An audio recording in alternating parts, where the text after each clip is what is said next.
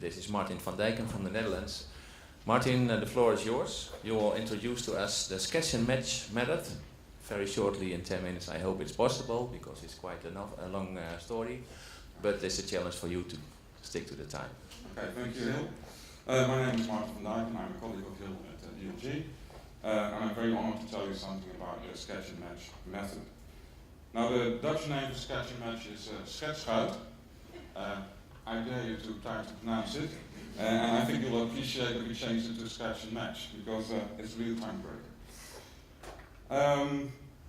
The sketch and match is an interactive, participatory approach for finding spatial solutions for spatial issues, and it's really about engaging stakeholders in design. So it's not just about informing them or consulting them, it's really about engaging them and designing their own landscape, their own surroundings.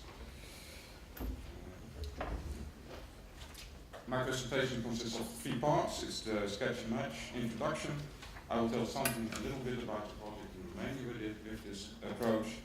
I can't go into very much detail there, but just a few quick slides. And I'd like to end with a few recommendations built on our experience for the last about 8 years, which we wrote for ourselves, but I hope they will be useful for you too. So first of all, the introduction to sketch and match. How does it work? It's a 1 to 3 day, very intensive and interactive workshop method. I'd like to call it sometimes a pressure cooker. We put everybody together in a room and you can't get out till you're finished. It's on site, in the area, so it's not in a boring office or dull office somewhere else. You know, people get distracted, they go read their email or go call on their smartphones or whatever. No, it's not allowed.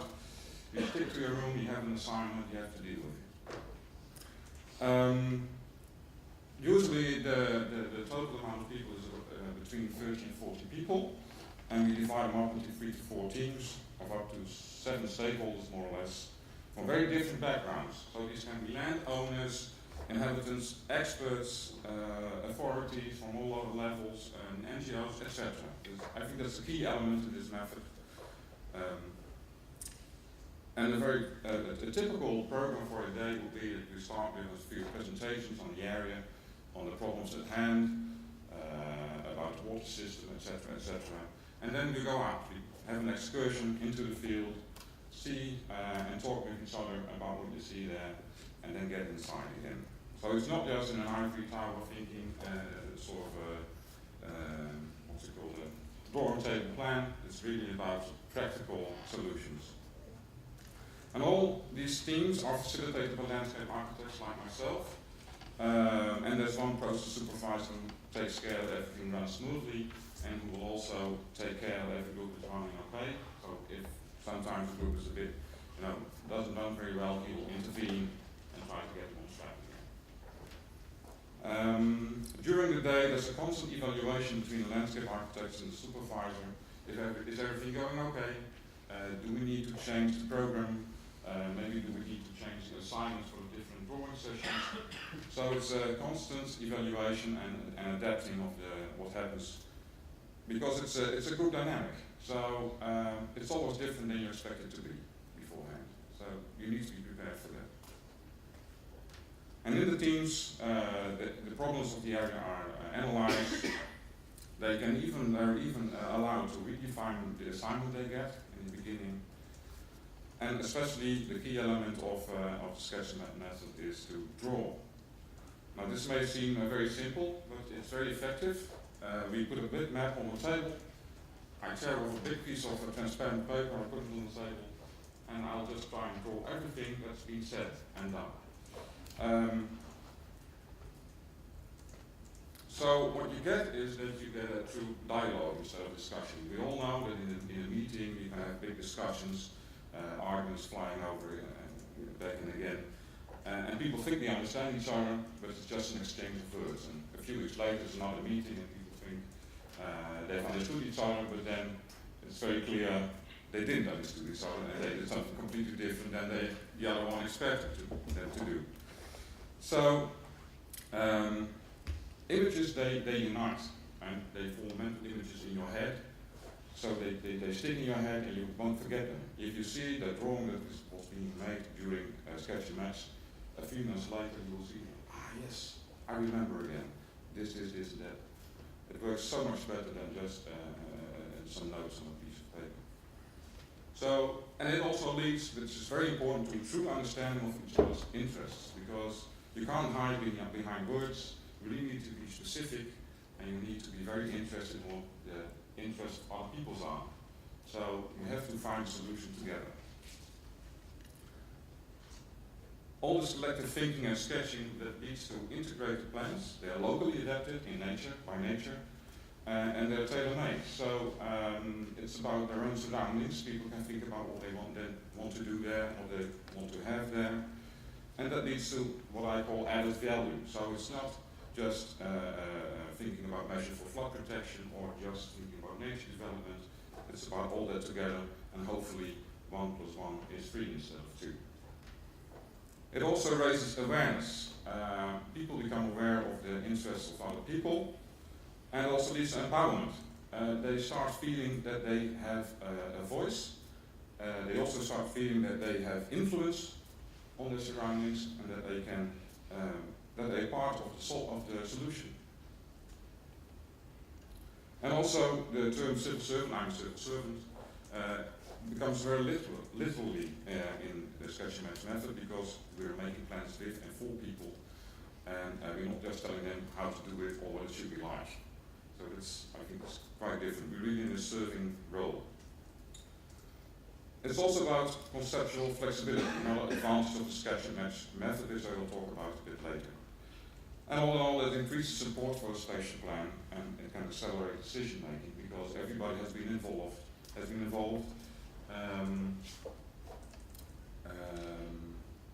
So they know what's being said, they have been part of the plan, they're part of the solution, so there won't be a lot of discussion anymore. And last but not least, very important, it leads to a lot of enthusiasm, energy. It's fun. We sometimes tend to forget that work may be fun, but believe me, this is a great thing to do, and I really advise you to apply it one time. So please come to me after the talk, so maybe we can do it in your country too. Just very short about sketch and match in Romania. There was a study by Apele Romana, which is the Romanian Directorate for Water Affairs, on strategies for flood protection in the Danube region. And at the same time, our first contacts between GLG and the Romanian authorities about applying the Dutch room for the river approach, somewhere in Romania. And we've chosen the catchment area as a project area because there were major floods, I think in 2004 and 2005. I'm not exactly sure anymore. And it was about developing flood protection scenarios together with stakeholders. So we could apply this sketch and match method with these stakeholders. I think you all know this. Just some pictures of where it is. In the top corner you can see where it is located in Romania. Just some pictures to show you what the area is like. I'm really sorry I can't go into more detail. It's a fantastic area. And the initial objectives of Sketch and Match and Catch Band were to introduce participants to this method and to explore different flood protection scenarios. But very important and that's what I talked about earlier, about conceptual flexibility. There was a big focus shift during the Sketch and Match method, during the Sketch and Band, the Catch and Band Sketch and Match. Because we thought flood protection was a major issue, but the stakeholders we talked about, they said that drought and water scarcity was a much bigger problem than flood protection. And there were also a lot of socioeconomic problems coming from that. So they thought that was equally important. So we've changed the entire assignment on the day, on the spot, to adapt to their perceptions and try to get them to work with us instead of against us. So that's, I think, is a very major part of the method. I'll skip this. These are just some impressions of how the results during such a sketch match look like. Some drawings over there.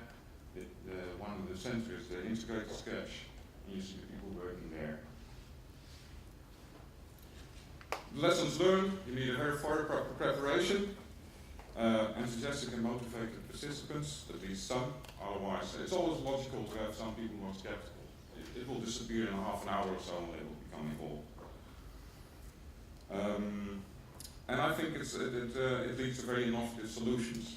We even had a farm wife who put her own home underwater because she thought it was the best solution. So I think it's quite innovative. And also we try to combine sketching and hydraulic modeling. So it's not about drawing ideas that are somewhere high in the air. We try to get them down again by computing how the effects, hydraulic effects are on the river of different measures. So you get a continuous feedback from what does this measure yield for lowering of the river plane. And so I'd like to end with some recommendations. I think I just made it. It's very important to think top down and act bottom up in a cyclic way, because when we engage with stakeholders, the first thing we ask is, what's your vision? What are the objectives of the government?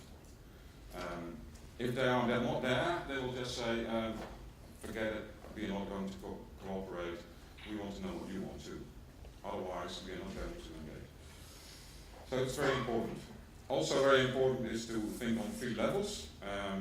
This may seem more content related than for the process, but we don't try to think about prevention only and sustainable planning, but it's also important to think about disaster management, because that will help people to know that there's also a backup plan. To combine vision effects, the hydraulic modeling with the drawing is very important. I think it will really help in sustainable planning. And it includes socio-economic aspects. I think I can't stress that enough how important that is. Also, this may seem like I don't know what the Dutch expression, the English expression is open door, but focus on common ground and don't focus on the things that are going wrong or the contradiction that sometimes seem to be apparent but that later on seems to vanish.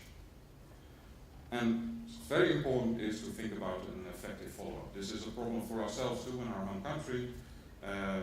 You really need to tie it in the process, otherwise there's a lot of energy and momentum created and then it all gets lost because you wait too long.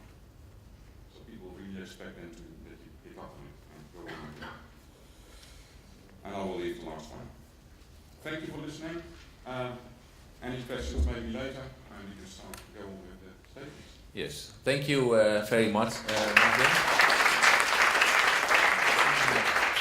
Thank you for explaining something about the interactive approach, how to involve various stakeholders, for instance in river management and designing and drafting of plans, with the key elements you mentioned to make a drawing, so you really make a product. It's called a sketch, by dialogue and active participation. And of course I would challenge and invite all of you here to use it in this method in your own work, maybe in your own projects or within your own organizations. And you can find more information in the website, and also you can ask for advice at DLG in the Netherlands. We can assist you.